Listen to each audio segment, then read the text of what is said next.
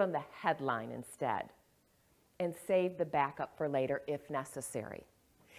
Men, therefore, favor those short, succinct phrases where women have a tendency, because of how they go about doing business, that they take all of this information and they see all the details, and then they pull all those details together in order to communicate what they want to say. And when we do that, we often tell a story. And when we tell a story, we often save the best for what? Last, which drives men insane. I was sharing this information once with another group, and I had a gentleman come up to me afterwards, and he said, you know what, I serve on an airline board.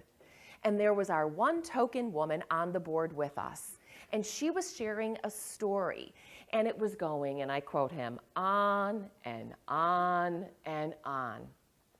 And he mentioned that one of the consultants at the table actually turned to her and said, excuse me, but does this story have an ETA?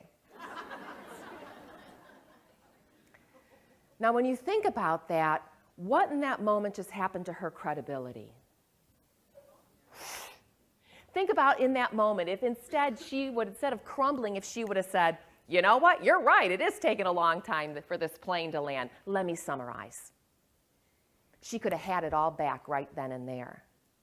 But what is my point? Get to the point. I was out doing a ride-along for a major pharmaceutical in order to go in and do a sales presentation for their team. And this female sales rep was a rock star. She took a situation, turned it around, and saved the sale. But yet when she walked back into the office, she had a male supervisor, and he turned to her and he said, how did it go? Well, what was he really asking? Yeah, did you get the sale?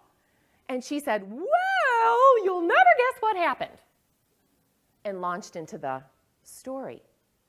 Where if she had simply said, you know what, yes, I closed the sale. However, there were some challenges I'd love to share with you at some point when you have the time. Again, succinct, brief, focused. She comes across as being much more effective in what she's doing.